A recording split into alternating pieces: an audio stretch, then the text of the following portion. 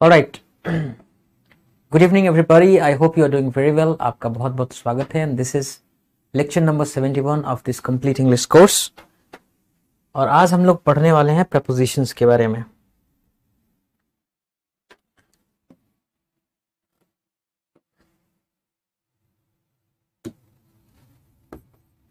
इसका नाम ये प्री मतलब पहले, पोजीशन मतलब स्थान, प्रपोजिशन। इसका नाम प्रपोजिशन इसलिए है, आपको पहले भी इनिशियली जब हम लोग डिफरेंट टाइप्स ऑफ वर्ड्स, जो 9 डिफरेंट कैटेगरीज ऑफ वर्ड्स हैं उनके बारे में पढ़ रहे थे, तो वहां पे भी हमने देखा था कि प्रपोजिशंस जो होते हैं इनका नाम प्रपोजिशन इसलिए बिकॉज ये कोई नाउन या नाउन इक्विवेलेंट, नाउन इक्विवेलेंट क्या होता है? प्रोनाउन या नाउन फ्रेज या नाउन क्लॉज, लेकिन सारे नाउन क्लॉज नहीं, स्टार्टिंग विथ या WH क्लॉज कह लीजिए। WH क्लॉज कह लेंगे ना तो समझ में आ जाएगा कि ऐसे सबऑर्डिनेट क्लॉजेस जो WH सबऑर्डिनेटिंग कंजंक्शन से शुरू होते हैं, जैसे व्हाट, हु, व्हाई, वेयर, विच, ऐसे नाउन क्लॉजेज आ सकते हैं। इन्फिनेटिव का इस्तेमाल नहीं होता, जीरंड इस्तेमाल होता है। जीरंड इज वर्ब का ING फॉर्म, ठीक है। तो प्रपोजिशंस जो होते हैं ना, वो हमेशा नाउन या नाउन का जो इक्विवेलेंट है उसके पहले आता है।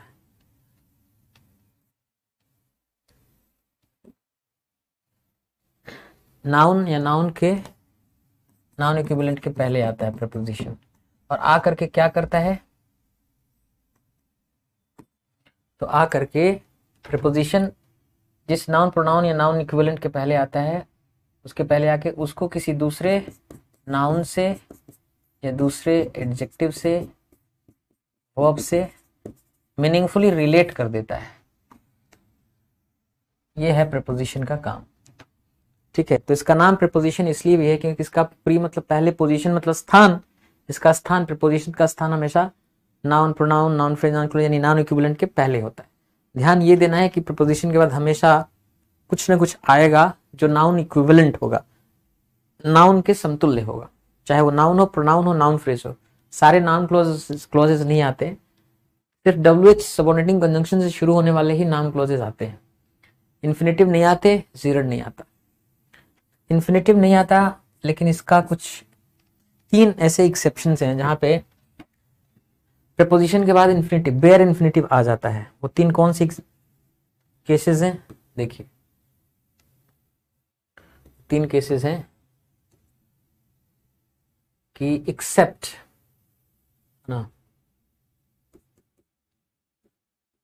he can do anything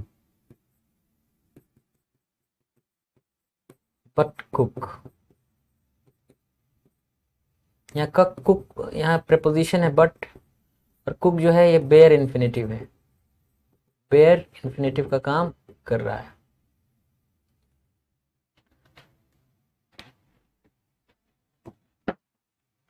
he can do anything, वो कुछ भी कर सकता है, बट कुक, खाना बनाने के सिवा। तो यहाँ एक जगह आपको दिख रहा है जहां बेयर इन्फिनेटिव का प्रयोग हो रहा है। बेयर इन्फिनेटिव का प्रयोग हो रहा है प्रपोजिशन के बाद, ठीक है। बट एक प्रपोजिशन है, 2 और प्रपोजिशंस हैं जिनके बाद बेयर इन्फिनेटिव का यूज होता है। ये 3 एक्सेप्शनल हैं, एक्सेप्शनल प्रपोजिशंस हैं, एक्सेप्शन के तौर पे देखे जाते हैं, क्योंकि बाकी कोई भी ऐसा प्रपोजिशन नहीं है जिसके बाद इन्फिनेटिव आता हो एक्सेप्ट फॉर दीज 3 प्रपोजिशंस। उसमें से एक प्रपोजिशन बट है, दूसरा एक्सेप्ट।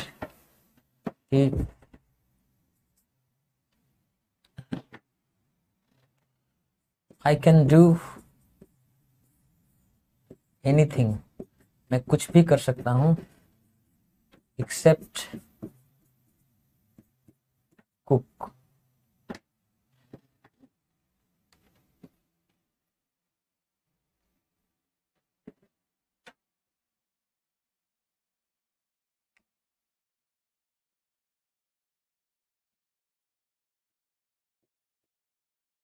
ये प्रपोजिशन है और ये बेयर इन्फिनेटिव है।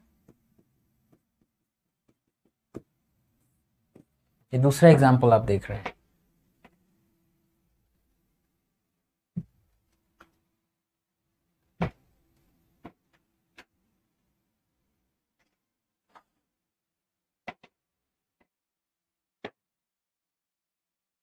तीसरा प्रपोजिशन है देन।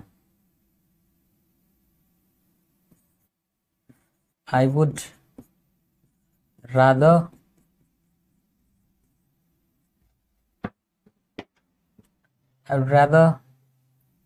die, मैं ज्यादा पसंद करूंगा मरना, than I'd rather die than do it।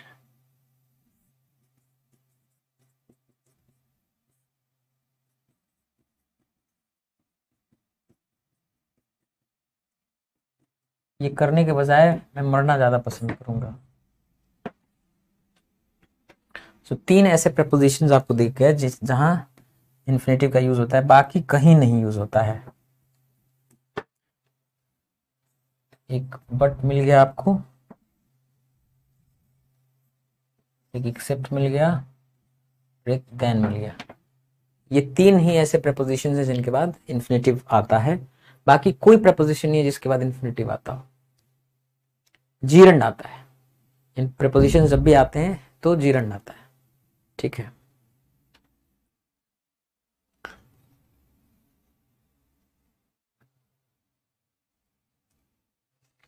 आपको मालूम है कि जो प्रपोजिशन होता है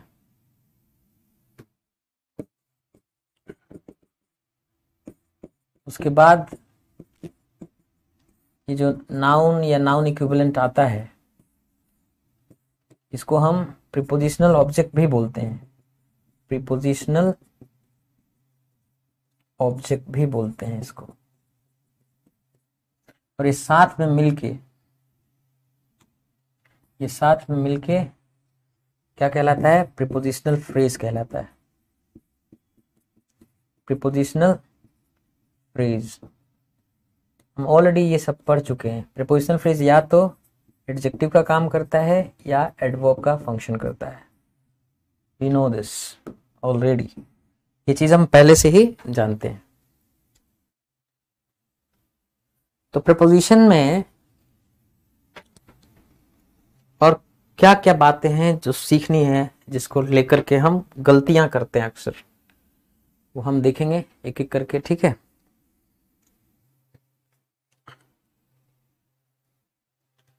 जैसे प्रीपोजिशन और एडवर्ब, एडवर्ब पार्टिकल आप कह लीजिए। एक चीज समझनी जरूरी है कि एडवर्ब पार्टिकल किसको कहते हैं। एडवर्ब पार्टिकल का मतलब होता है स्मॉल एडवर्ब्स, स्मॉल एडवर्ब्स। दोनों में क्या है? डिफरेंस है। आपको मालूम है कि एडवर्ब अलग ही चीज होता है, प्रीपोजिशन अलग ही चीज होता है। लेकिन बहुत सारे ऐसे वर्ड्स हैं जो एडवर्ब्स भी होते हैं और प्रीपोजिशन भी होते हैं। उनको पहचानना कैसे? How will you identify them? जैसे आपने लिखा कि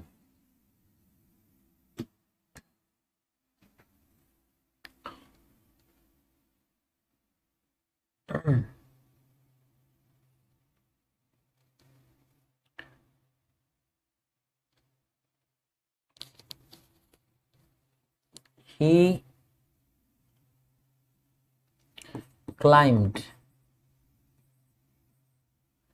climbed up,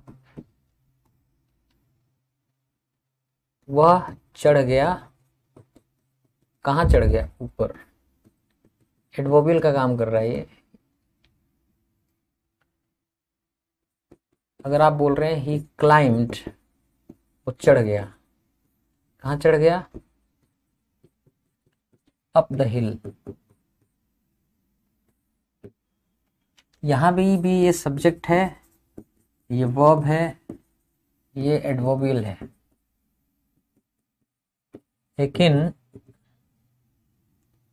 दोनों जगह अप जो है, अप का यहां अप अलग है, यहां अप अलग है। यहां अप जो है एडवर्ब का काम कर रहा है,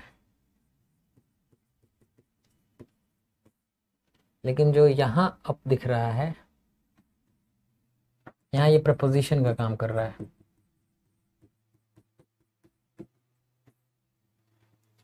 ठीक है,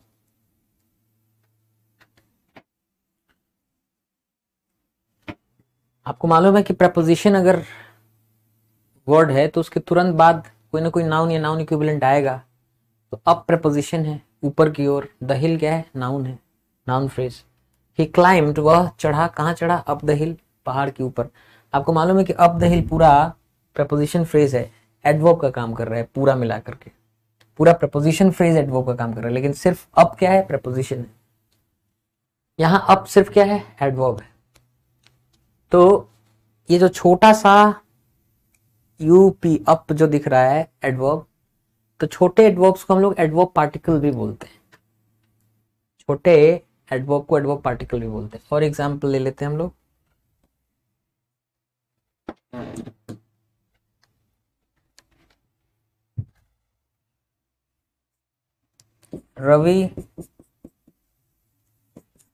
Ravi had met me once before। Ravi मिल चुका था मुझसे एक बार। रवि सब्जेक्ट है, मिल चुका था वर्ब है, मुझसे ऑब्जेक्ट है, एक बार एडवर्बियल है, पहले ये भी एडवर्बियल है। अगर आप ये लिखें कि Ravi had met me once, Ravi मुझसे मिला था एक बार, उसके पहले, बिफोर दैट। ये सब्जेक्ट है, ये वर्ब है, ये ऑब्जेक्ट है, ये एडवर्बियल है और ये भी एडवर्बियल है। अब दोनों में फर्क है। यहां जो आप एडवर्ब देख रहे हैं, बिफोर देख रहे हैं, ये एडवर्ब है, और यहां जो बिफोर देख रहे हैं ये प्रपोजिशन है। आपको मालूम है प्रपोजिशन के बाद कोई ना कोई नाउन या नाउन इक्विवेलेंट आता है, तो दैट क्या आया है, प्रोनाउन आया है। तो ये छोटा सा जो एडवर्ब दिख रहा है आपको बिफोर, इसे हम एडवर्ब पार्टिकल कहते हैं। ठीक है, तो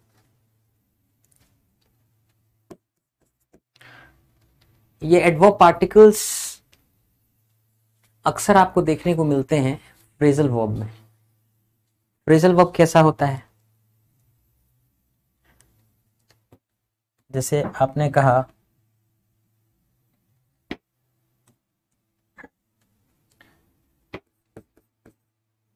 he gave up smoking, उसने स्मोकिंग छोड़ दिया। ये सब्जेक्ट है, ये वर्ब है, ये ऑब्जेक्ट है, उसने धूम्रपान करना छोड़ दिया। तो फ्रेजल वर्ब इडियमेटिक नेचर के होते हैं, ईडियम होते हैं। आपको मालूम है ईडियम का मतलब क्या होता है, मैंने बताया है कि अगर कोई चीज लिखा हुआ है इंग्लिश में, उसका जो असली अर्थ है, जो रियल मीनिंग है, उसके शब्दों का जो अर्थ है उससे मिल के जो मीनिंग बने, उस लिटरल सेंस जो बने, शाब्दिक अर्थ बने, उससे अलग हो, तो ऐसा कोई भी इंग्लिश का एक्सप्रेशन ईडियम कहलाता है। फिर से समझिएगा, जैसे अगर आप हमने लिखा गिव अप, तो जो वर्ड्स हैं, इन वर्ड्स का जो मीनिंग है, इन मीनिंग्स को जोड़ के जो मीनिंग बनेगा, गिव मतलब देना, अप मतलब ऊपर, ऊपर देना, यही तो शाब्दिक अर्थ या लिटरल मीनिंग बन रहा है। लेकिन गिव अप का असली अर्थ क्या होता है, गिव अप का असली अर्थ होता है छोड़ देना, त्याग देना, त्यागना। तो ये इडियोमेटिक नेचर का हुआ कि नहीं, क्यों हुआ इडियोमेटिक नेचर का? ईडियम क्यों है? क्योंकि इसका जो शाब्दिक अर्थ बन रहा है, गिव मतलब देना, आप मतलब ऊपर ऊपर देना, लेकिन असली अर्थ क्या होता है गिव अप का? छोड़ देना, त्याग देना। तो जब भी कोई ऐसा इंग्लिश का एक्सप्रेशन हो जिसका असली अर्थ अलग है और उसके शब्दों के अर्थ से मिलके बनने वाला अर्थ अलग है, तो वैसा कोई भी इंग्लिश का एक्सप्रेशन इडियम कहलाता है। तो फ्रेजल वर्ब्स भी जो है इडियम होते हैं या इडियमेटिक नेचर के होते हैं, उनका स्वभाव इडियम जैसा होता है। अब फ्रेजल वर्ब इनको क्यों कहते हैं? इसका सिंपल सा रीजन है। पहली बात की ये गिव अप मतलब त्यागना क्या है? वर्ब का काम, वर्ब का काम कर रहा है। क्या है ये? वर्ब का काम कर रहा है। और ये एक वर्ड से नहीं बना है, एक से ज्यादा वर्ड से बना है। आपको मालूम है कि एक से ज्यादा वर्ड से मिलकर बना कोई भी एक्सप्रेशन फ्रेज कहलाता है। तो वर्ब का काम कर रहा है, वर्ब है और फ्रेज है, क्योंकि एक से ज्यादा वर्ड से मिलकर बना है। तो इसलिए इनका नाम हो गया कि वर्ब कैसा वर्ब? Phrasal verb. फ्रेज मतलब एक से ज्यादा वर्ड से मिलकर बनने वाला वर्ब, इसलिए फ्रेजल वर्ब बोलते हैं। और फ्रेजल वर्ब्स क्या होते हैं? इडियोमेटिक नेचर के होते हैं। तो मैं ये समझाना चाहता था कि अक्सर फ्रेजल वर्ब्स के अंदर जो आप दिख रहे होते हैं ना, ये एडवर्ब पार्टिकल ही होता है। So what you see within a phrasal verb, which small words which seem to be prepositions sometimes, जो लगता है कि कभी कभी prepositions हैं, but actually they are not prepositions, they are adverb particles. ये adverb particle है,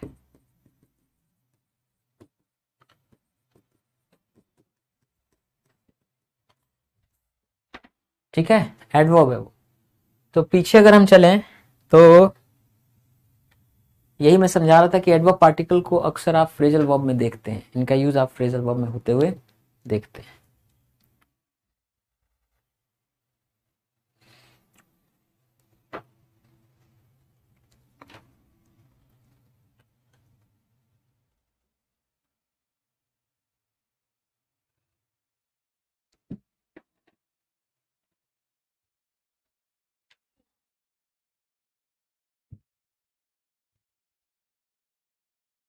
अब एक चीज समझना है आपको कि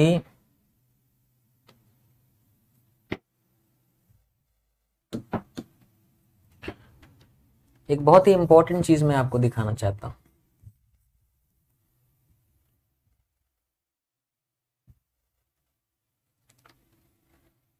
he is keen to meet you।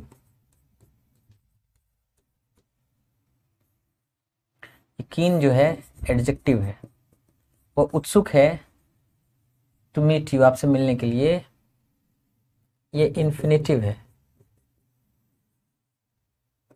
ये इन्फिनेटिव है। काम ये एडवर्ब का कर रहा है। एडवर्ब का काम क्यों कर रहा है? क्योंकि ये इसके बारे में चर्चा कर रहा है ना।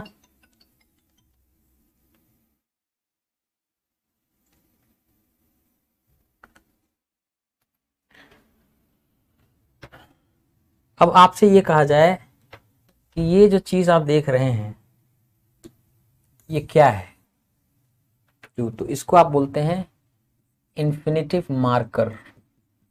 इन्फिनेटिव मार्कर है ना। अब एक एग्जाम्पल दूसरा लेते हैं।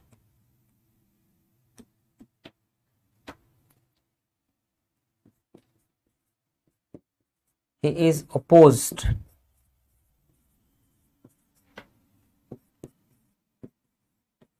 to meeting you।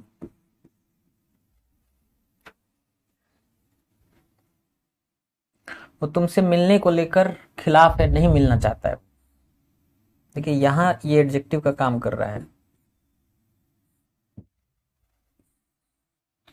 ठीक है। ये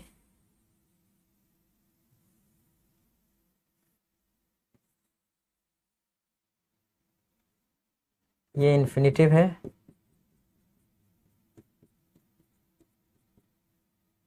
और काम किसका कर रहा है? एडवर्ब का। ये इस एडजेक्टिव के बारे में चर्चा कर रहा है। अब हम आपसे अगर ये पूछें,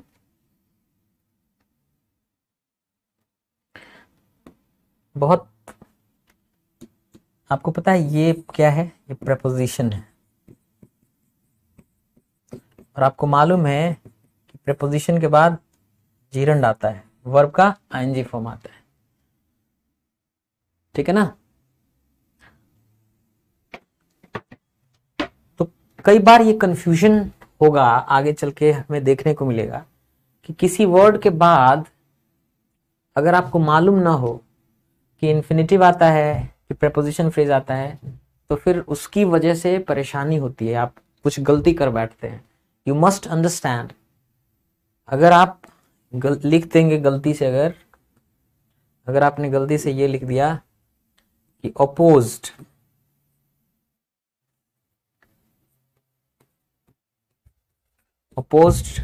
टू मीट यू, तो ये गड़बड़ हो जाएगा। अपोज टू मीट यू नहीं होगा, अपोज टू मीटिंग यू ही होगा। ऐसा इसलिए क्योंकि ये जो टू दिख रहा है प्रपोजिशन है और ये नाउन है, जिरंडियल नाउन है, प्रपोजिशन के बाद नाउन आता है, अपोज टू मीटिंग यू, है ना।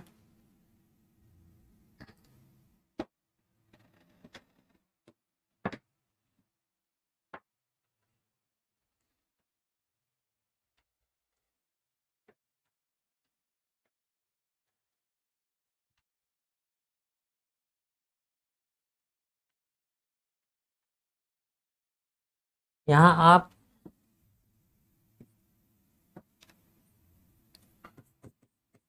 कीन to meeting you,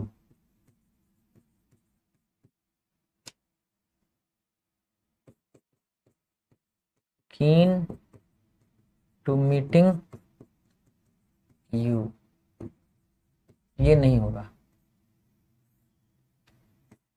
keen to meeting you नहीं होगा। यहां जब भी होगा कीन टू मीट यू ही होगा,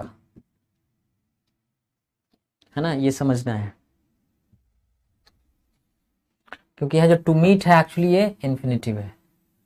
बात समझ में आ रहा है ना, मतलब ये इतना कॉम्प्लिकेट करने की जरूरत नहीं है।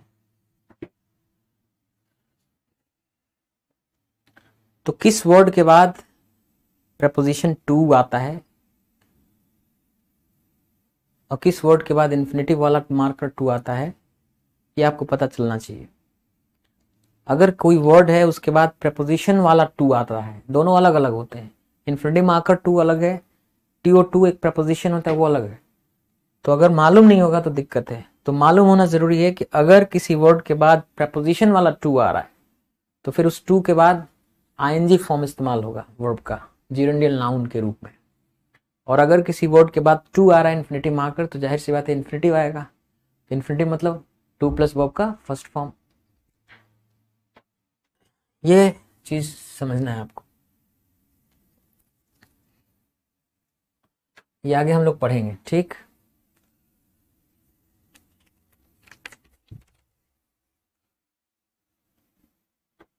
अब कुछ सिचुएशंस हैं जहां पे प्रपोजिशन का जो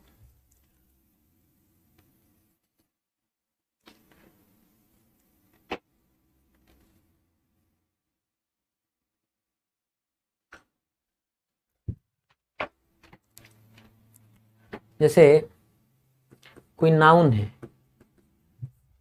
या कोई एडजेक्टिव है या कोई वर्ब है, तो इसके बाद आता है प्रपोजिशन, फिर प्रपोजिशन के बाद उसका ऑब्जेक्ट आता है।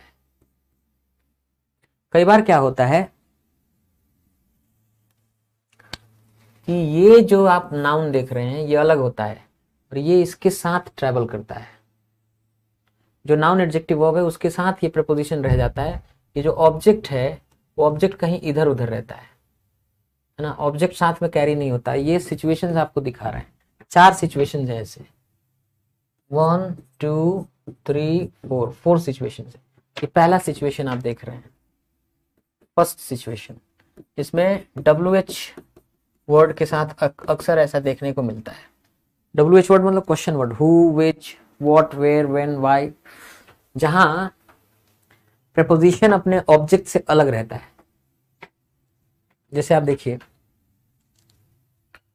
Who is the present for, किसके लिए है यह उपहार। देखिए फॉर क्या है, प्रपोजिशन है,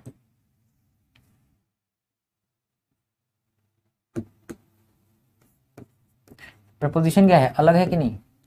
who is the present for, ये किसके लिए है, ये प्रेजेंट मतलब उपहार। What are you looking at, ये नाउन है, ये वर्ब है।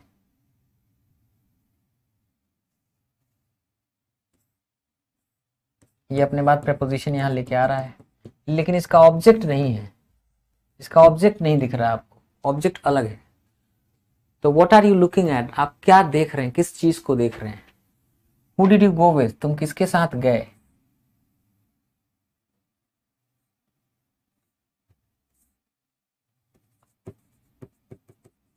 इसका भी ऑब्जेक्ट नहीं दिख रहा है।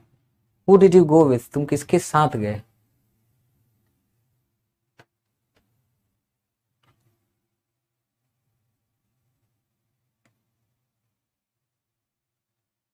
Where did she buy it from,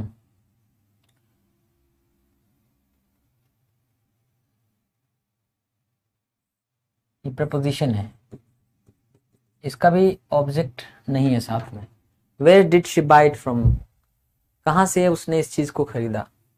which flight is the general travelling on, general मतलब होता है सेनापति, कौन से फ्लाइट पे इज द जनरल, जो सेनापति हैं, ट्रैवलिंग ट्रैवल कर रहे हैं, ऑन।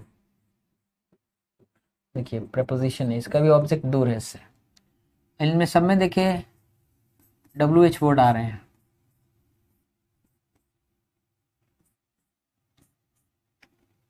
है ना। टेल मी, बताइए मुझे, what you are worried about, किस चीज के बारे में आप चिंतित हैं। ये प्रपोजिशन है, इसका ऑब्जेक्ट मिसिंग है। टेल मी, बताइए मुझे, what you are worried about, किस चीज के बारे में आप चिंतित हैं। What a lot of trouble I am in, कितना ट्रबल या परेशानी में मैं हूं, ये प्रपोजिशन है।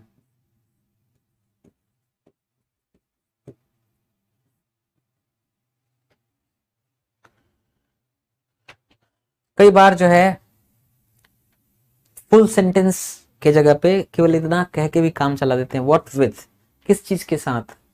और ये तभी आप बोलते हैं जब कोई कॉन्टेक्स्ट हो कन्वर्सेशन का, बातचीत का कोई संदर्भ या बैकग्राउंड हो, तो उसमें हम ऐसा जवाब दे देते हैं।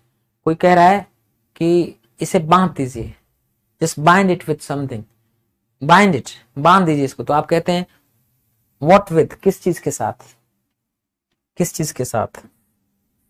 यहां पे भी देखिए प्रपोजिशन जो है, उसके बाद प्रपोजिशन के बाद ऑब्जेक्ट नहीं है, अलग है। आप कहते थे व्हाट फॉर, किस लिए।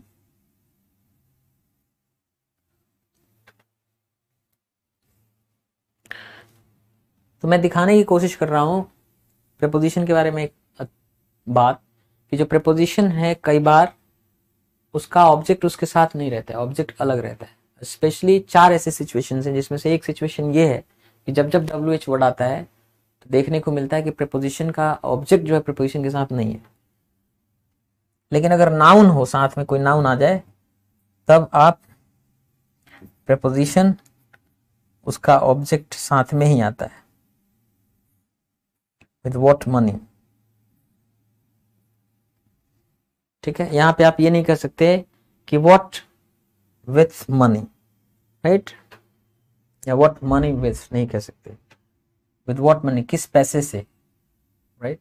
तो एक सिचुएशन ये है जहां पे आपको प्रपोजिशन दिख सकता है, अपने ऑब्जेक्ट से अलग है, उसका प्रपोजिशन के बाद आने वाला नाउन है ही नहीं, उसके साथ है नाउन, ठीक है। दूसरा सिचुएशन आ गया, इसमें भी क्या है कि जो नाउन है एडजेक्टिव है या वर्ब है, प्रपोजिशन इसके साथ ही है, उसका जो ऑब्जेक्ट है, जो ऑब्जेक्ट आता है वो ऑब्जेक्ट नहीं है, ऑब्जेक्ट दूर है, हट गया है। ये सिचुएशन भी आएगा, सिचुएशन नंबर ये 2 है।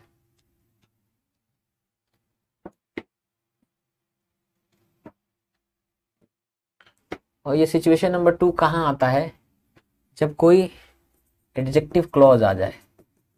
एडजेक्टिव क्लॉज में ये देखने को मिलता है।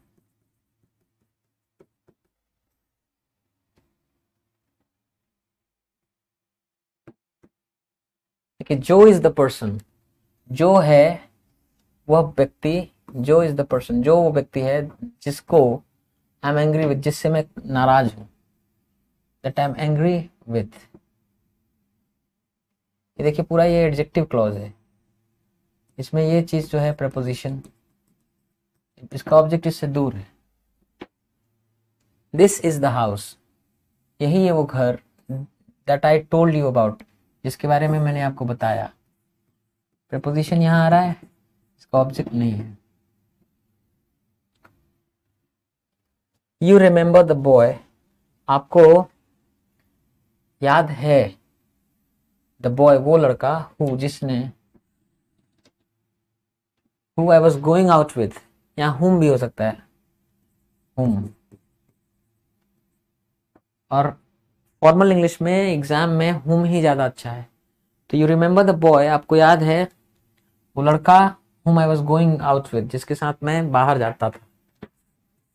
देखिए ये प्रपोजिशन है, इसका भी, ये पूरा एडजेक्टिव क्लॉज है, जो मैं अंडरलाइन कर रहा हूँ ये एडजेक्टिव क्लॉज है, ये भी एडजेक्टिव क्लॉज है, ये भी एडजेक्टिव क्लॉज है। देखिए पर्सन नामक नाउन के बारे में चर्चा कर रहा है, ये हाउस नामक नाउन के बारे में चर्चा कर रहा है, ये बॉय नामक नाउन के बारे में चर्चा कर रहा है। तो एडजेक्टिव क्लॉजेस में आपको देखने को मिलता है ये चीज की प्रपोजिशन जो है आया, लेकिन उसका ऑब्जेक्ट उससे प्रीपोजिशनल ऑब्जेक्ट अलग है।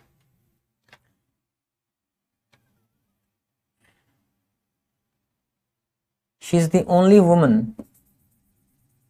गलती से लिख दिया गया, she is the only woman, ये भी नाउन है।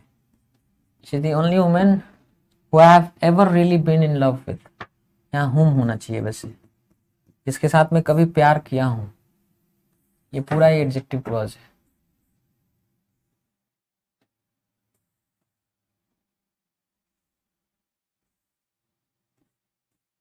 ये प्रपोजिशन है, प्रपोजिशन है लेकिन इसका ऑब्जेक्ट क्या है, गायब।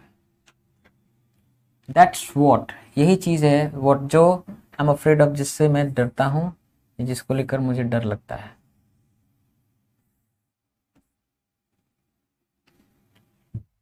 यहाँ ऑफ क्या है, प्रपोजिशन है।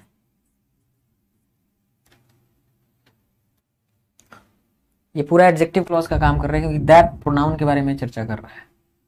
दैट जो है प्रोनाउन है, इसके बारे में चर्चा कर रहा है, एडजेक्टिव का काम कर रहा है। तो that is what I am afraid of, यही है जिससे, जिसका मुझे डर लगता है। ध्यान से देखें अगर, तो angry with the person, with के बाद जो ऑब्जेक्ट पर्सन है अलग है।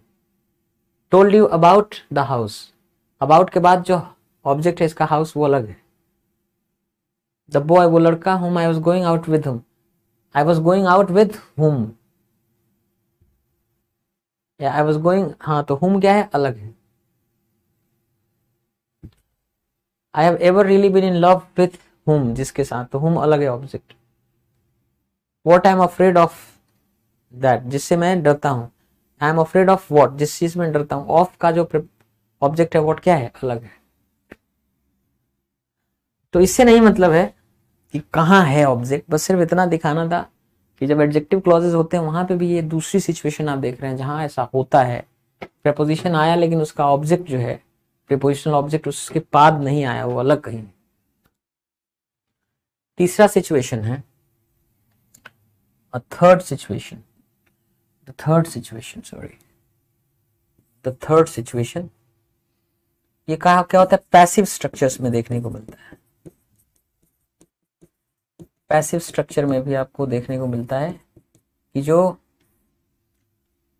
प्रपोजिशन आ जाएगा लेकिन उसका ऑब्जेक्ट नहीं आया साथ में। जैसे आप देखिए,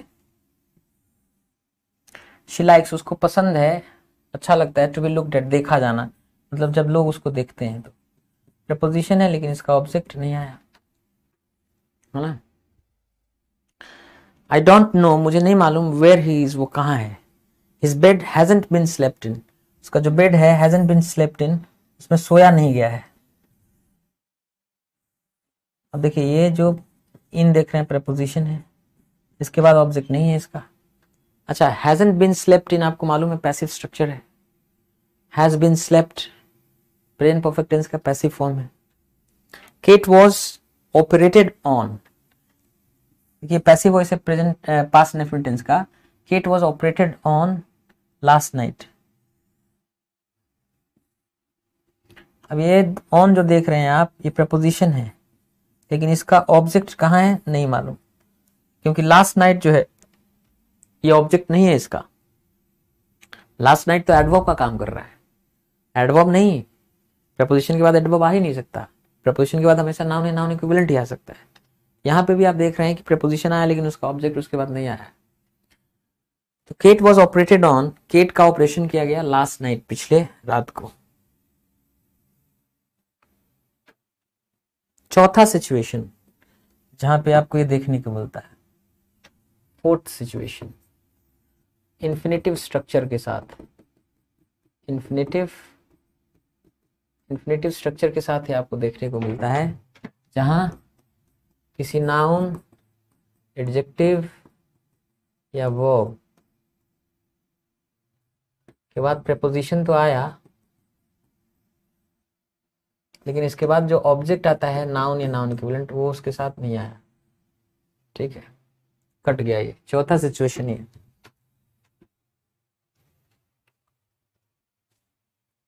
the village is pleasant to live in, गांव जो है बहुत अच्छा है, सुखद है रहने के लिए। टू लिव इन, देखिए ये प्रपोजिशन है, इसके बाद ऑब्जेक्ट नहीं आया। शी नीड्स अदर चिल्ड्रेन, उसको जरूरी है दूसरे बच्चों की, टू प्ले विथ, खेलने के लिए साथ में। यहाँ पे भी प्रपोजिशन आया, ऑब्जेक्ट नहीं आया। कैन यू गेट मी, क्या आप ला सकते हैं मुझे, अ चेयर, कुर्सी, टू स्टैंड ऑन, खड़ा होने के लिए उसके ऊपर। इसमें भी प्रपोजिशन आया, ऑब्जेक्ट नहीं आया। आई हैव गॉट, मुझे मिला है, मेरे पास है, लॉट्स ऑफ म्यूजिक, मेरे पास बहुत म्यूजिक है, टू लिसन टू, सुनने के लिए। इसमें भी टू प्रपोजिशन है, इसके बाद ऑब्जेक्ट नहीं आया। देयर हाउस, और ये सब देखिए इन्फिनेटिव स्ट्रक्चर्स हैं। Their house is not easy to get to, उसका घर आसान नहीं है वहां तक पहुंचना। गेट मतलब पहुंचना है, यहाँ टू प्रपोजिशन है, उसका ऑब्जेक्ट नहीं आया। तो ये सिचुएशंस आप देखिए, ये स्ट्रक्चर्स देखिए, जहां पे प्रपोजिशन आ रहा है लेकिन उसके बाद उसका ऑब्जेक्ट उसके साथ नहीं है, अलग है। So their house isn't easy to get to, उसका जो घर है आसान नहीं है टू गेट टू, वहां तक पहुंचने का। बाकी इस तरह के सेंटेंसेस आप कैसे लिखेंगे, तो आपको मैंने सिखाया है ऑलरेडी, है ना। जब हम एडजेक्टिव फ्रेज, नाउन फ्रेज की चर्चा कर रहे थे, उसमें एडजेक्टिव पहुंचने में आसान, पहुंचने में आसान, ये ऑलरेडी मैं सिखा चुका हूं कि आप इसको कैसे बोलेंगे। इजी टू गेट नहीं होगा, इजी टू गेट टू, है ना।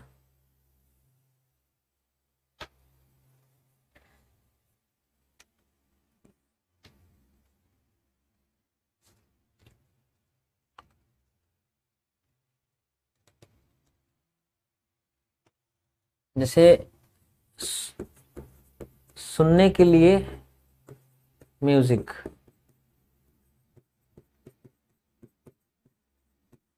तो म्यूजिक, म्यूजिक टू लिसन नहीं, हमने क्या बताया था कि उल्टा पढ़ना है। टू लिसन म्यूजिक नहीं होता है, टू लिसन टू म्यूजिक होता है, तो टू आपको लिखना ही पड़ेगा। म्यूजिक टू लिसन टू, सुनने के लिए म्यूजिक। उसी तरह से लिए लिखने के लिए कागज, लिखने के लिए कागज, ये ऑलरेडी हम पढ़ा चुके हैं, बस आपको याद दिला रहे हैं। लिखने के लिए कागज, पेपर टू राइट नहीं होगा केवल, क्योंकि उल्टा पढ़ के देखिए, टू राइट पेपर नहीं होता है, टू राइट ऑन पेपर होता है, तो ऑन लगाना पड़ेगा, पेपर टू राइट ऑन, लिखने के लिए कागज, है ना। खाने के लिए भोजन, खाने के लिए भोजन, तो फूड, टू ईट होगा। अब यहाँ कोई प्रपोजिशन नहीं लगेगा, क्योंकि उल्टा पढ़ के देखिए, टू ईट फूड होता है, टू ईट फूड होता है, टू ईट के बाद प्रपोजिशन की जरूरत नहीं है। तो कहाँ प्रपोजिशन लगेगा और कौन सा लगेगा आप कैसे पता करते हैं, उल्टा पढ़ के देखते हैं। टू लिसन म्यूजिक नहीं होता है, टू लिसन टू म्यूजिक होता है। टू राइट पेपर नहीं होता है, टू राइट ऑन पेपर होता है। तो कहाँ प्रपोजिशन लगेगा और कौन सा प्रपोजिशन लगेगा, ये ऑलरेडी आप सीख लिए हैं, मैंने आपको सिखाया है नाउन फ्रेज जब सिखा रहे थे। तो ये स्ट्रक्चर्स बस देखते जाना है ना।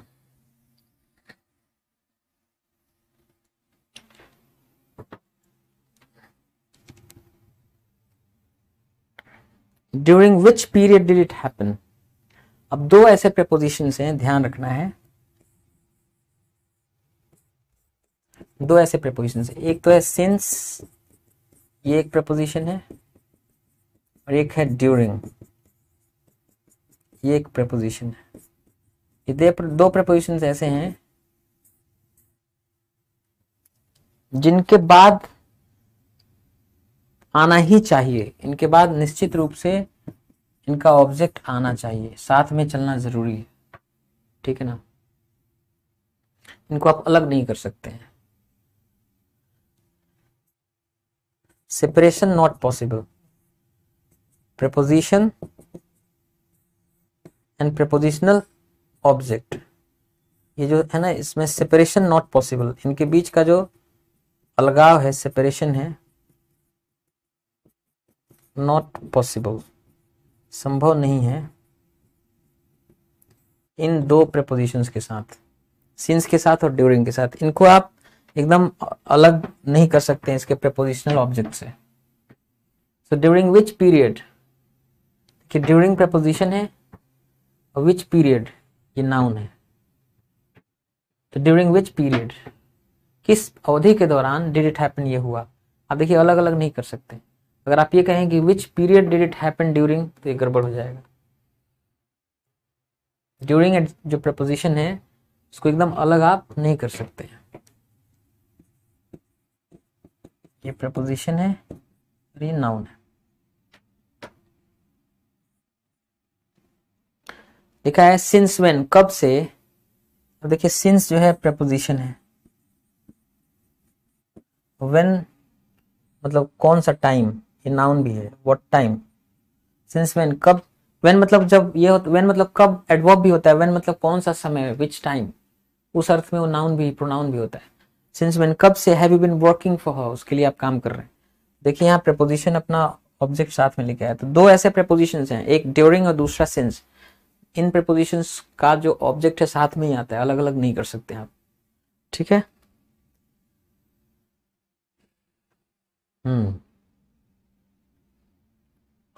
अब आपको फॉर्मल इंग्लिश में, फॉर्मल इंग्लिश में आप देखेंगे कि जो है प्रेपोजिशन और प्रेपोजिशनल ऑब्जेक्ट साथ में शुरू कर देते हैं, क्लॉज शुरू कर देते हैं।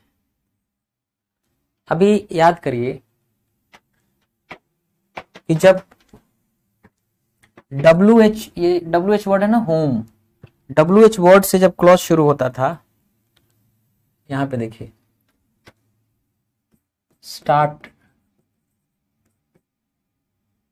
स्टार्टिंग द क्लॉज, वो क्लॉज को क्या कर रहा था, शुरू कर रहा था।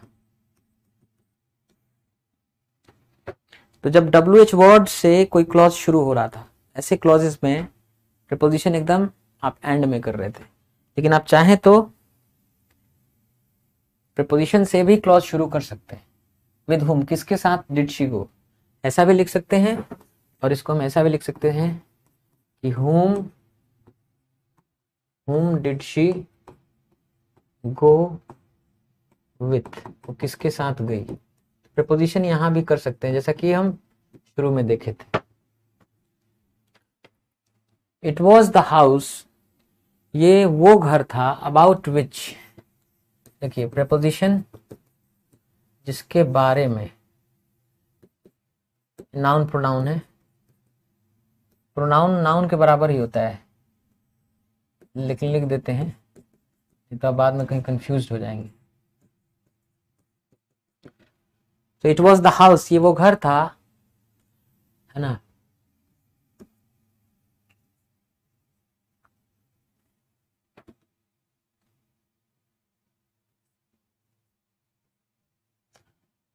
इट वॉज द हाउस, ये वो घर था, अबाउट विच, जिसके बारे में ही हैड टोल्ड देम, उसने बताया था उन लोगों को।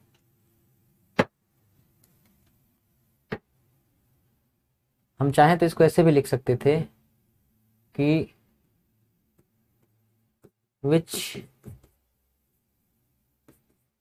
he had told them about, हम लास्ट में भी कर सकते थे अबाउट को, ठीक है, जैसा कि पहले हम देखे थे। She was the only person, वो थी एकमात्र व्यक्ति, विद हुम, जिसके साथ,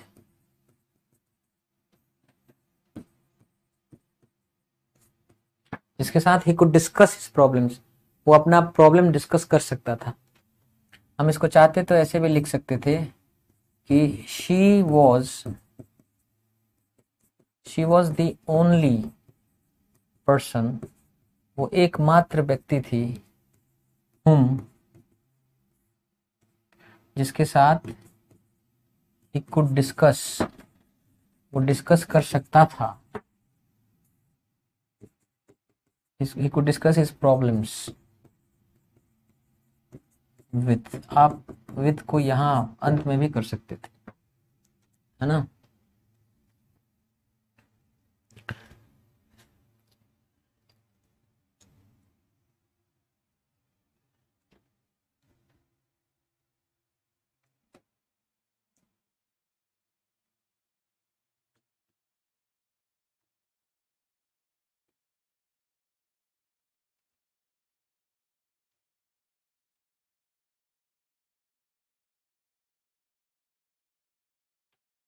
He needs other children with whom to play, देखिए ये preposition है और ये pronoun है। She needs other children, उसको जरूरी है दूसरे बच्चों की, with whom to play, जिसके साथ वो खेल सके। हम इसको ऐसे भी लिख सकते थे,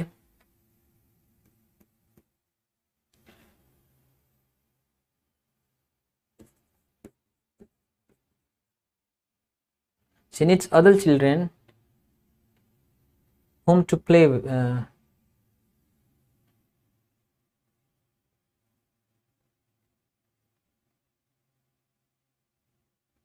मतलब whom to play with तो नहीं होगा, हाँ, लेकिन ये हो सकता है कि whom she can play with, जिसके साथ वो खेल सकती है।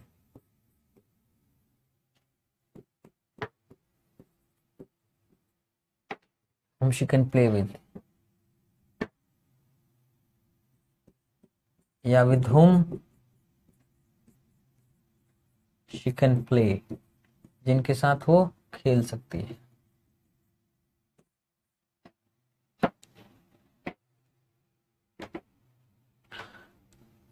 तो ये भी कहने का एक तरीका है, इसको भी लिखने का एक तरीका है। It is a boring place, एक बहुत ही नीरस जगह, in which to live,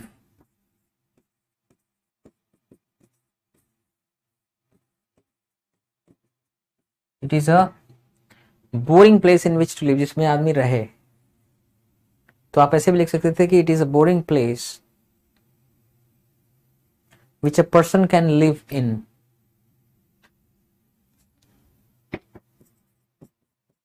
which a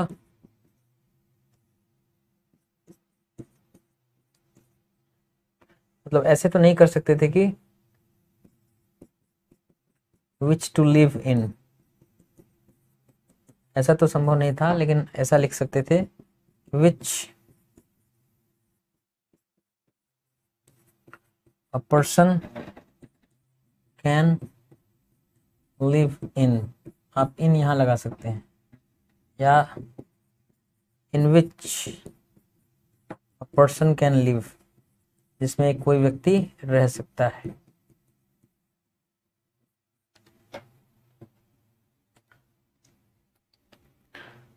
she needs other children, उसको जरूरत है दूसरे बच्चों की, विद हुम टू प्ले, जिसके साथ वो खेल सके, खेले।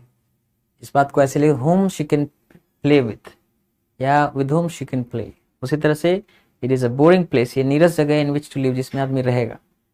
इसको हम ऐसे भी लिख सकते हैं कि it is a boring place which a person can live इन, या in which a person can live. तो प्रेपोजिशन के साथ उसका ऑब्जेक्ट जब WH वर्ड रहे तो साथ में भी लिख सकते हैं, प्रीपोजिशन से क्लॉज को शुरू भी कर सकते हैं, लेकिन ज्यादातर ये फॉर्मल इंग्लिश में होता है ना, जब एक्सट्रीमली फॉर्मल इंग्लिश होता है वहां ये देखने को मिलता है। लेकिन ज्यादातर जो होता है नॉर्मली WH वर्ड से जब क्लॉज शुरू करते हैं, प्रीपोजिशन बाद में एकदम एंड में ही लिखते हैं आमतौर पे, जैसे उधर मैंने लिखा हुआ। Who is it for madam. अब ये आपको ध्यान देना है कि अगर मेन वर्ब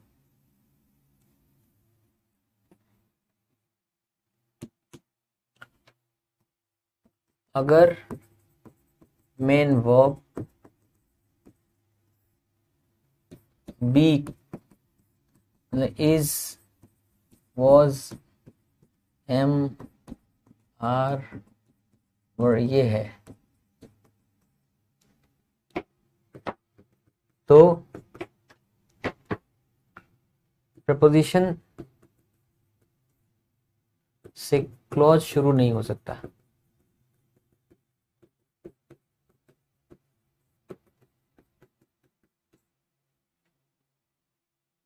प्रपोजिशन से WH क्लॉज शुरू नहीं होगा। WH क्लॉज मतलब जिसकी शुरुआत WH से शुरू है, WH कंजंक्शन से शुरू। ये देखिए, फॉर होम इज इट किसके लिए है ये नहीं बोल सकते हैं, है ना। मेन वर्ब है, फॉर को आपको बाद में ही लिखना पड़ता है, फॉर होम लिखना संभव नहीं। हु इज इट फॉर या home is it for madam. आजकल हो क्या गया है कि हु को सब्जेक्टिव केस भी मानने लगे हैं और हु को ऑब्जेक्टिव केस भी मानने लगे हैं। लेकिन अगर आपके पास ऑप्शन है ऑब्जेक्टिव केस के लिए, तो ऑब्जेक्टिव केस के रूप में हुम जो है ही पसंद करिए आप, वही ज्यादा अच्छा है। जैसे यहाँ कई बार हम लोग देखे कि यहाँ हु ऑब्जेक्टिव केस में लिखा जाना चाहिए था, क्योंकि फॉर जो है प्रपोजिशन है, प्रपोजिशन के बाद और हुम किसके लिए, प्रपोजिशन के बाद जो ऑब्जेक्ट आता है प्रपोजिशनल ऑब्जेक्ट ऑब्जेक्टिव केस में लिखा जाता है, तो फॉर के बाद हु नहीं हुम होना चाहिए। पर आजकल हु को क्या है ऑब्जेक्टिव केस भी लेते हैं, तो इसलिए हुम की जगह हु लिखा हुआ है। बट अगर जहां आपके लिए पॉसिबल हो, एग्जाम की बात हो, तो अगर ऑब्जेक्टिव केस चाहिए तो वहां तो आप हमेशा हुम ही लिखना पसंद करिए। That's always the better thing to do. तो अगर मेन वर्ब देखिए, अगर बी क्रिया है, is, am, are, was, were है, तो WH से शुरू होने वाला क्लॉज के शुरू में एकदम प्रीपोजिशन नहीं आ सकता, बाद में आएगा। ठीक है,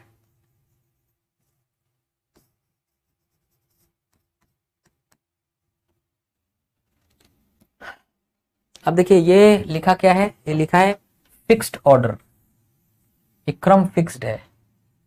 what for, what like, where to,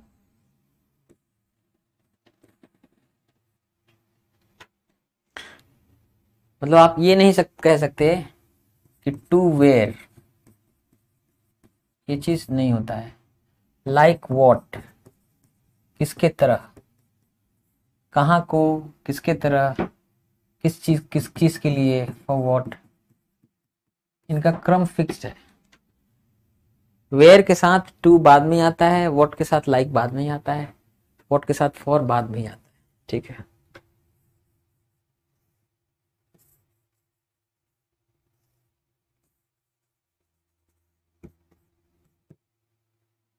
ठीक है।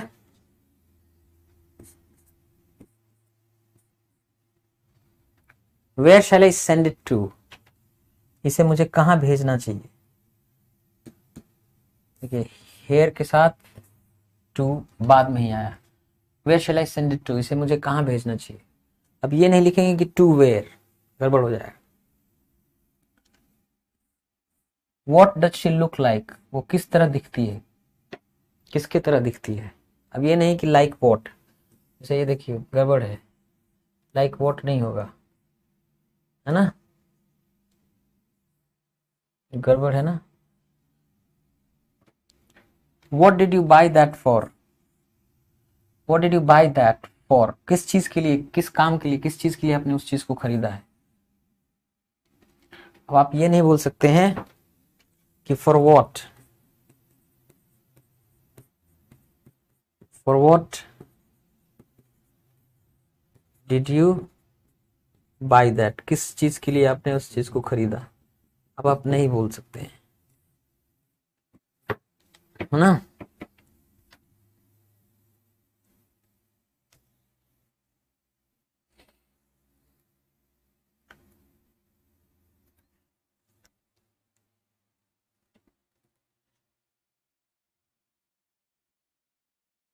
मेरे परिवार में money was never spoken about, पैसा के बारे में कभी बातचीत नहीं किया जाता था।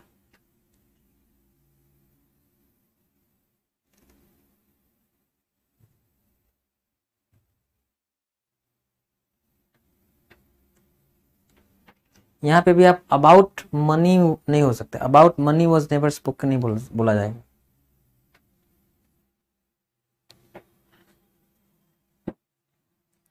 पैसिव स्ट्रक्चर है ना ये, एक बार हम लोग पढ़े थे अभी। देखिए पैसिव स्ट्रक्चर है, पैसिव स्ट्रक्चर में जो प्रपोजिशन आ रहा है उसका ऑब्जेक्ट साथ में नहीं है।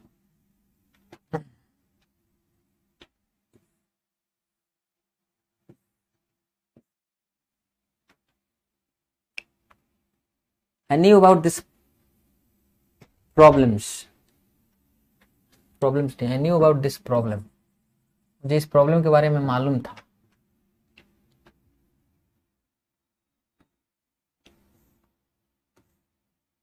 तो आप यहाँ जो है न्यू के बाद जब दैट क्लॉज आ रहा है तो प्रीपोजिशन नहीं लगाना है, ये लगाना गड़बड़ है। नहीं कि इसके बाद आप तो हमेशा याद रखिएगा कि किसी प्रीपोजिशन के बाद दैट क्लॉज नहीं आता है।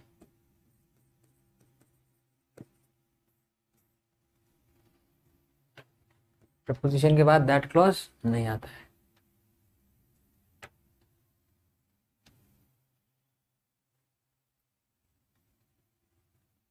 तो आप ऐसा बोल सकते हैं I knew about this problem, मुझे इस प्रॉब्लम के बारे में पता था, लेकिन आप ये नहीं बोल सकते थे I knew about that he was problem, that he has problems. I knew about, मुझे इस बारे में पता था कि उसको समस्या है, ऐसा नहीं, क्लॉज नहीं बोल सकते आप, दैट क्लॉज, प्रपोजिशन के बाद दैट क्लॉज नहीं आ सकता। She had now idea,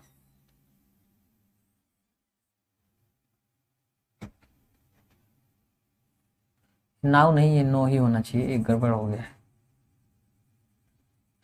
she had no idea of my state of mind, उसको बिल्कुल नहीं मालूम था मैं किस तरह के मूड में हूं। हाँ।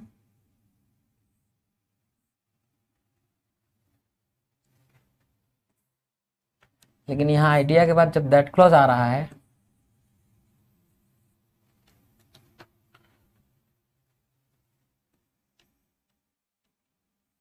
तो वहां पे प्रपोजिशन नहीं आ रहा है।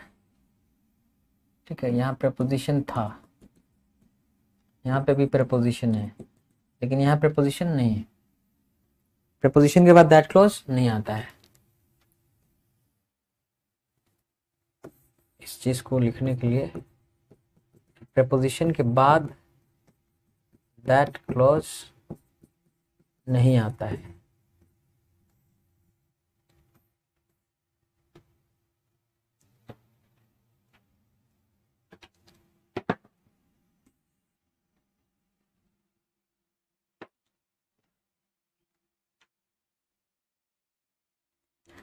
I wasn't aware of the time,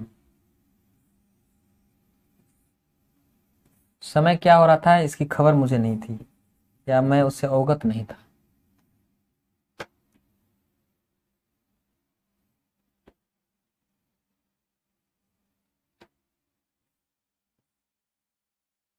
preposition का यूज नहीं होगा।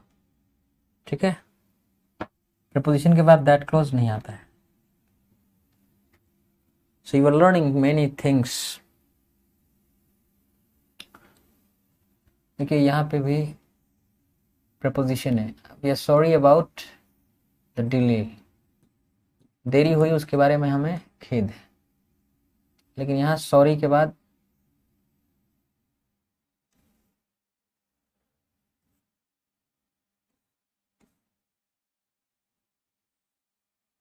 प्रपोजिशन नहीं आया, प्रपोजिशन के बाद दैट क्लॉज नहीं आता है। We are sorry that the train is late, हमें दुख है कि ट्रेन लेट है। We are sorry about the delay, देरी के बारे में हमें दुख है। आई वाज सरप्राइज्ड एट, ये प्रपोजिशन है। I was surprised at her strength, मैं चकित था उसके स्ट्रेंथ पर, उसकी शक्ति को देख करके। आई was surprised that she was strong, मैं चकित था कि वो स्ट्रांग थी, मजबूत थी। यहाँ पे भी देखिए प्रपोजिशन के बाद दैट क्लॉज नहीं आया, तो प्रपोजिशन के बाद दैट क्लॉज नहीं आता है।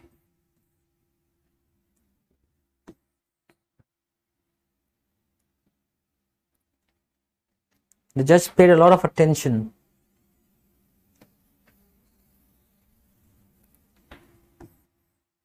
अब यहां से एक दूसरी चीज शुरू होगी।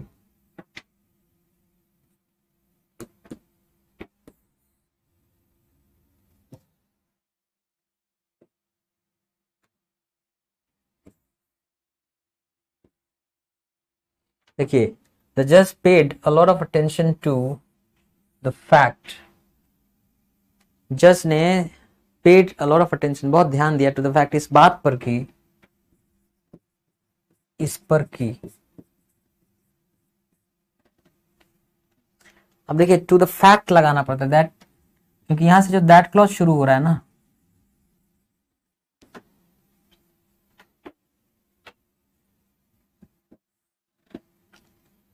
अब ये नहीं कि टू के बाद आप सीधे दैट क्लॉज नहीं लगा सकते, गड़बड़ है, नहीं होगा ये।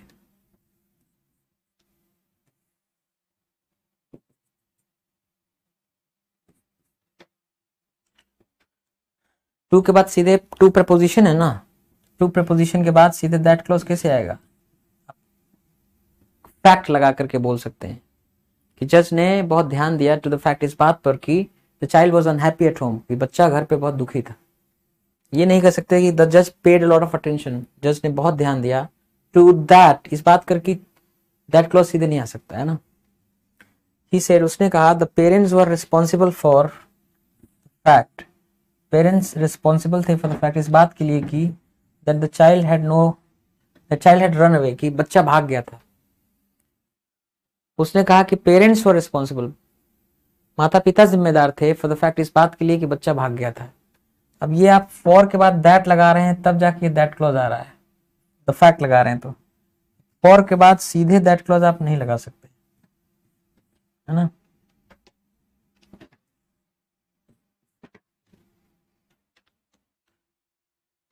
तो टू जैसे प्रपोजिशन है, इसके सीधे बाद दैट क्लॉज नहीं लगा सकते। आप क्या लिख सकते हैं? टू द फैक्ट, उसके बाद आप दैट क्लॉज लगा सकते हैं।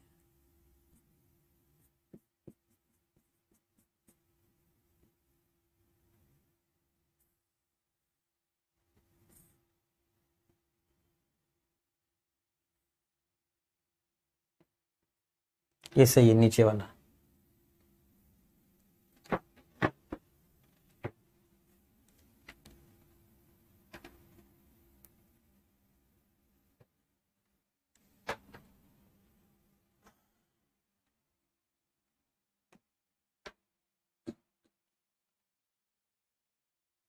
देखिए, जो मैंने क्या बताया था कि प्रपोजिशन के बाद WH क्लॉज आ सकता है, WH क्लॉज आ सकता है ना। जैसे देखिए, tell me about your trip, अपने ट्रिप के बारे में बताइए। आप चाहें तो अबाउट लगा भी सकते हैं, नहीं भी लगा सकते। Tell me about where you went या tell me where you went, दोनों सही है, ऑप्शनल है। जब ब्रैकेट लगा रहता है तो इसका मतलब है आप लिख भी सकते हैं और छोड़ भी सकते हैं। Tell me where you went, मुझे बताओ आप कहाँ गए थे। या tell me about where you went, tell मुझे बताइए इस बारे में जहाँ आप गए थे। तो अबाउट जो है आप लिख भी सकते हैं और छोड़ भी सकते हैं। उसी तरह से आई आस्क्ड हर, मैंने उनसे पूछा अबाउट द रिलीजियस बिलीव्स, उनका धार्मिक मान्यता क्या था, किस धर्म को मानते थे उसके बारे में मैंने उनसे पूछा। आई आस्क्ड हर, मैंने उनसे पूछा। यहाँ अबाउट आप लिख भी सकते थे और छोड़ भी सकते थे, चाहते तो अबाउट लिख भी सकते थे। I asked her about whether she believed in God और नॉट, अबाउट लिख भी सकते थे और छोड़ भी सकते थे।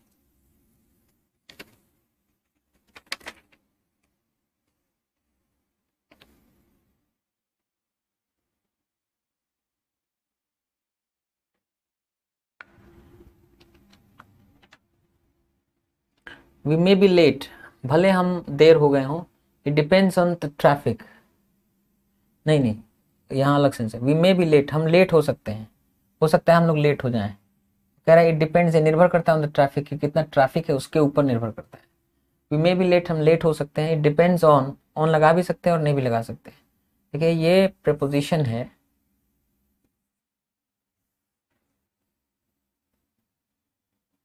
यहाँ छूट गया है, यहाँ होना चाहिए था अबाउट टाइपिंग में। तो ये जो प्रीपोजिशन दिख रहा है आपको, इसके बाद ये जो WH क्लॉज है,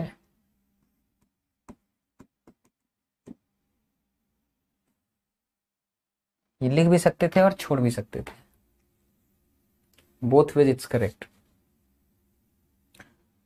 तो वी मे बी लेट, हम देर हो सकते हैं। इट डिपेंड्स ऑन, देखिए प्रीपोजिशन है, इसके बाद WH क्लॉज, HOW हाउ, ये वर्ड WH कोऑर्डिनेटिंग कंजंक्शन है, तो WH कोऑर्डिनेटिंग कंजंक्शन से शुरू होने वाला जो सबऑर्डिनेट क्लॉज है वो हमने बताया था प्रीपोजिशन के बाद आ सकता है। तो आप यहाँ ऑन लिख भी सकते हैं और नहीं भी लिख सकते। वी मे बी लेट, हम देर हो सकते हैं। इट डिपेंड्स ऑन, या इट डिपेंड्स ऑन छोड़ के केवल ये भी लिख सकते हैं, how much traffic there is. ये सब एक जैसे हैं। I am not sure of his method, मैं उसके मेथड के बारे में श्योर नहीं हूँ। आई एम नॉट श्योर, आप ऑफ लिख भी सकते हैं और छोड़ भी सकते हैं। I am not sure of how he does it, मुझे इस बारे में पता नहीं है कि कैसे वो करता है इस चीज को, क्या मेथड है उसका। आप चाहें तो ऑफ लिख भी सकते हैं और छोड़ भी सकते हैं। I have no idea of the owner, मुझे कौन है मालिक इसका कोई आइडिया नहीं है। I have no idea of who owns it, मुझे इस बात का कोई मालूम नहीं कि कौन इसका मालिक है, कौन ओन करता है इसको। ये प्रपोजिशन है, आप चाहें तो लिख भी सकते हैं इसको, छोड़ भी सकते हैं। आपको मालूम है प्रीपोजिशन के बाद WH कंजंक्शन से शुरू होने वाले सबऑर्डिनेट क्लॉज लिख सकते हैं आप, एकदम शुरू में ही मैंने बताया था। कहाँ बताया था, देखिए यहाँ बताया था, बताया था कि प्रीपोजिशन के बाद noun, pronoun, noun phrase, noun clause आ सकते हैं। सारे नाउन क्लॉज नहीं, केवल WH क्लॉज WH कंजंक्शन से शुरू होने वाले क्लॉज आ सकते हैं, बताया था ना शुरू में ही।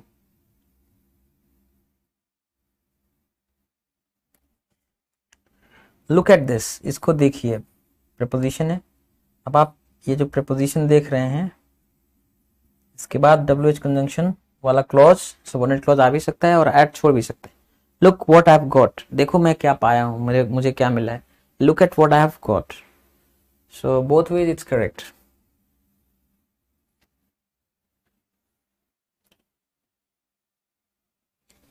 लेकिन कुछ वर्ड्स ऐसे हैं जहां आप प्रीपोजिशन उसके बाद नहीं लिख सकते हैं, ठीक है।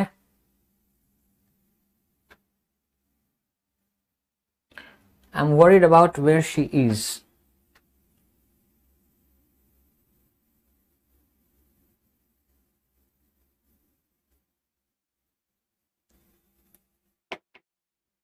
देखिए यहाँ जो वरीड आपको दिख रहा है, इसके बाद ये अबाउट लिखना ज़रूरी है। यहाँ देखिए वॉरिड के बाद आप बिना अबाउट लिखे नहीं जा सकते हैं, ठीक है। The police question me about, police ने प्रश्न किया मुझे अबाउट इस बारे में, व्हाट आई हैड सीन, जो मैंने देखा था उसके बारे में। क्वेश्चन में इसके बाद ये देखिए प्रपोजिशन लगाना ज़रूरी है, बिना प्रपोजिशन के ऐसे संभव नहीं है।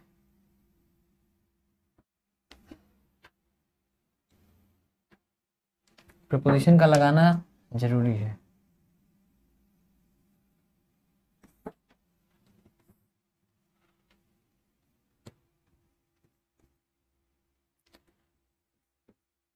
There is the question of who is going to pay, प्रश्न ये है कि कौन पे करने वाला है, कौन पे करेगा, ठीक है।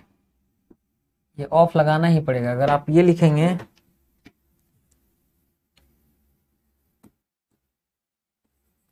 क्वेश्चन हु इज, तो गड़बड़ हो जाएगा।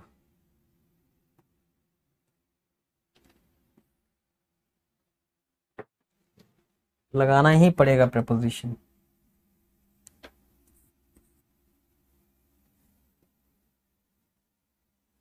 Peoples chances of getting jobs, people's chances of getting jobs, लोगों का चांस जॉब पाने का वेरी बदलता रहता है अकॉर्डिंग टू, इसके अनुसार whether they live in the north, वो उत्तर में रह रहे हैं कि दक्षिण में रह रहे हैं, उसके अनुसार बदलता रहता है। तो देखिए अकॉर्डिंग टू, ये टू प्रपोजिशन है, तो अकॉर्डिंग वेदर नहीं आ सकता है ना।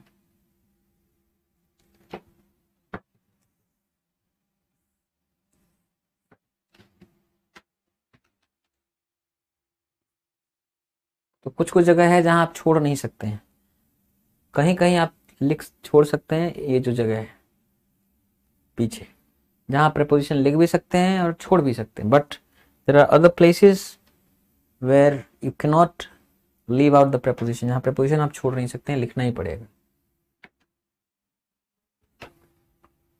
प्रपोजिशंस लिखना ही पड़ेगा इन सिचुएशंस में।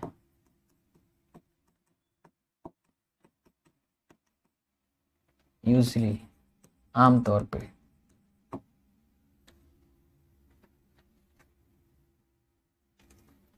एम वरीड अबाउट, मैं चिंतित हूं इस बारे में कि वेदर यू आर हैप्पी, क्या आप खुश हैं कि नहीं हैं। अब सीधे आप ये नहीं लिख सकते। अच्छा एक बात हाँ यहाँ ये है कि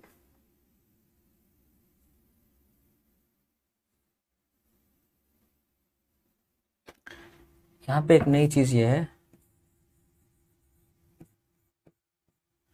कि प्रपोजिशन के बाद इफ क्लॉज नॉर्मली नहीं आता है,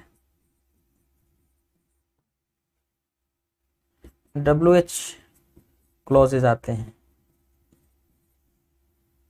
तो वेदर जो है WH क्लॉज है ना, WH क्लॉजेज मतलब वेदर वाला क्लॉज आ जाएगा। तो आई एम वरीड अबाउट, यहाँ इफ नहीं होगा। आई एम वरीड अबाउट, इस बारे में मैं चिंतित हूं कि क्या, क्योंकि की क्या के लिए इफ भी होता है, बट इफ का इस्तेमाल प्रपोजिशन के बाद नहीं होता है। मैं इस बारे में चिंतित हूं कि वेदर यू आर हैप्पी, क्या आप खुश हैं या नहीं है।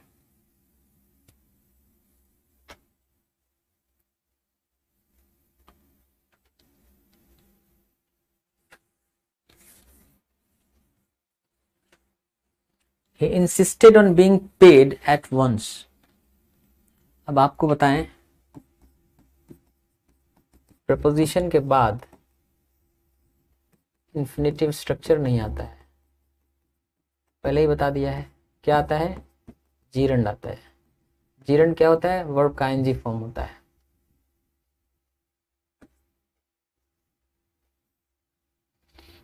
तो he insisted on being paid, उसने जोर दिया कि उसे पे किया जाए एट वंस, तुरंत। लेकिन अब देखिए यहाँ प्रीपोजिशन है, उसके बाद आप इन्फिनेटिव स्ट्रक्चर लिखेंगे तो गड़बड़ हो जाएगा, अजीरन लिखना पड़ता है, वर्ब का ing form. I don't like the idea of, मुझे पसंद नहीं है आइडिया ऑफ गेटिंग मैरिड, शादीशुदा होने का, विवाहित होने का आइडिया पसंद नहीं है। अब प्रीपोजिशन अगर ऑफ है उसके बाद आप इन्फिनेटिव स्ट्रक्चर नहीं लिख सकते हैं। I am not very good at, मैं बहुत अच्छा नहीं हूँ एट कुकिंग, खाना बनाने में, जीरंडियल नाउन है प्रीपोजिशन के बाद, लेकिन आप प्रीपोजिशन के बाद आप infinitive to cook, sorry cook आप नहीं लिख सकते।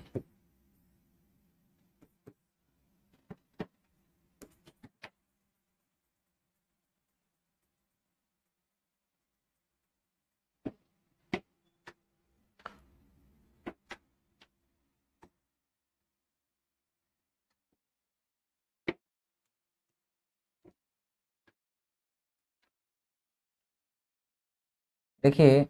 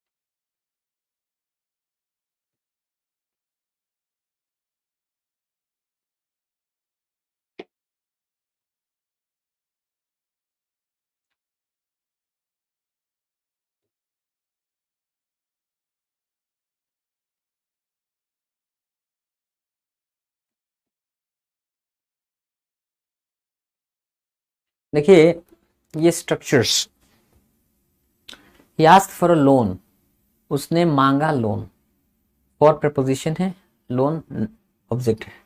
अब आप इसको दूसरे तरीके से कह सकते हैं कि he asked to borrow at his mistake, मतलब आस्क्ड के बाद इन्फिनेटिव स्ट्रक्चर आ गया, आप ये नहीं कह सकते कि he asked for borrowing eight his mistake.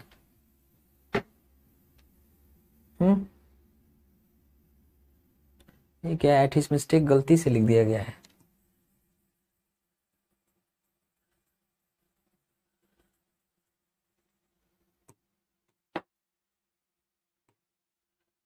he asked for a loan, उसने लोन मांगा, उसने he asked to borrow, उसने उधार देने के लिए, लेने के लिए नहीं बोला।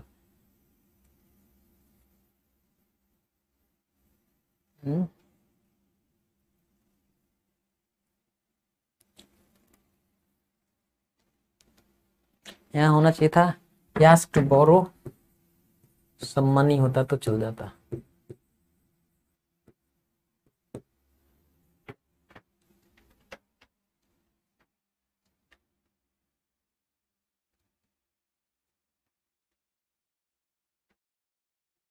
बोरो की जगह आप लेंड रहता तो ज्यादा अच्छा रहता। he asked to lend, उसने कहा to lend some money, कुछ पैसा उधार देने के लिए। he asked for a loan या he asked to lend some money। अब आप ये नहीं कह सकते यहाँ कि asked for lending। अब ये आगे हम लोग पढ़ेंगे वर्ड यूसेस की, किसी वर्ड के बाद किसी एडजेक्टिव या नाउन या वर्ब, तीन चीज होता है, नाउन एडजेक्टिव या वर्ब, उसके बाद क्या आ सकता है क्या नहीं आ सकता है, वर्ड यूसेज होता है, ये आगे पढ़ेंगे। एक बार हमने बताया भी था, चर्चा भी किया था इसका। She was surprise eight his mistake, वो चकित थी उसकी गलती पर, या ऐसे भी कह सकते थे कि she was surprise to see what he had done, वो सरप्राइज थी देख करके कि जो उसने किया था। अब ये नहीं कि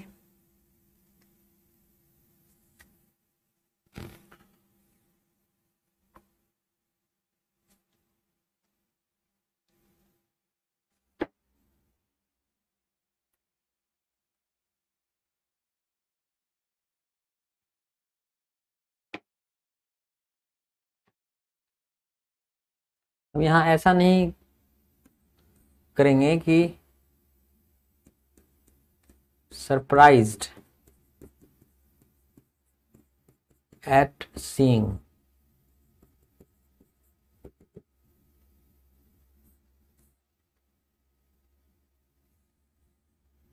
है ना। यहाँ पे लिखा है we are travelling for pleasure, हम लोग मजे के लिए ट्रैवल कर रहे हैं। We are travelling to enjoy ourselves कर सकते हैं, लेकिन आप ये नहीं लिख सकते कि ट्रैवलिंग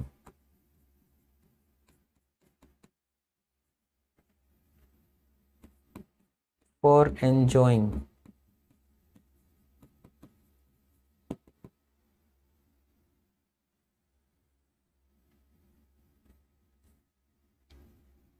आप ये नहीं बोल सकते।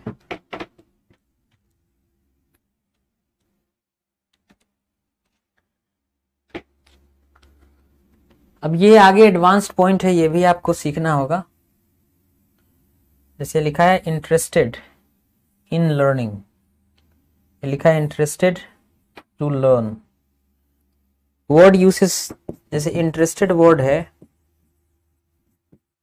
तो इंटरेस्टेड के बाद क्या है, इन्फिनिटिव भी आ सकता है और प्रीपोजिशन फ्रेज भी आ सकता है, पर मीनिंग दोनों का अलग अलग है।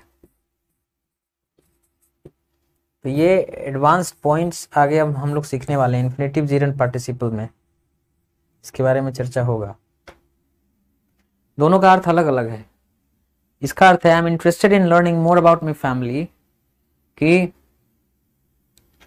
मेरा बड़ा रुचि है, मन कर रहा है, आई एम इंटरेस्टेड, मेरा मन है कि मैं सीखूं मोर अबाउट माई फैमिली, अपने परिवार के बारे में और जानूं, है ना, कि कहाँ से आए थे, कौन थे मेरे बाप दादा, फैमिली के बारे में जानने की मेरी बड़ी इच्छा है। और ये जो लिखा है वॉज इंटरेस्टेड टू लर्न, बड़ा मजा आया मुझे, मेरे मन में बड़ा मजा आया ये सीख कर या पढ़ कर, that my grandfather was Jewish, कि मेरे दादाजी जो यहूदी थे, जूइश थे। तो इंटरेस्टेड टू लर्न का मतलब कि पढ़ करके, जान करके, सीख करके मजा आया, इंटरेस्ट मतलब मजा आ गया, ये इसका ये मतलब है। और इंटरेस्टेड इन लर्निंग का मतलब है कि लर्निंग में मेरा रुचि है, मैं सीखना चाहता हूं। तो देख लो, आप इंटरेस्टेड इन लर्निंग, सीखने की रुचि है, सीखने का मन है, इंटरेस्टेड टू लर्न, सीख करके मजा आया। तो यू सी, ये सब चीजें आगे हमें वर्ड यूसेज में पढ़ना है कि अगर किसी एडजेक्टिव या नाउन या वर्ब के बाद कौन सा स्ट्रक्चर आएगा, कौन कौन से स्ट्रक्चर्स पॉसिबल हैं, और क्या जो स्ट्रक्चर्स आएंगे उन सबका मीनिंग एक होगा कि अलग अलग होगा, ये सब वर्ड यूसेज में हम लोग पढ़ेंगे। ठीक है, अभी प्रपोजिशन की क्लास 2 दिन और चलेगी, 1 दिन चलेगी, और 2 दिन नहीं, 1 दिन बस। कल की क्लास में ये खत्म हो जाएगा। ठीक है, प्रपोजिशंस किस वर्ड के बाद क्या आता है, कैसे आता है, ये सब कल प्रपोजिशन की क्लास में सीखेंगे। ठीक है, that's it for today, I will see you tomorrow, till then take care of yourself, bye bye.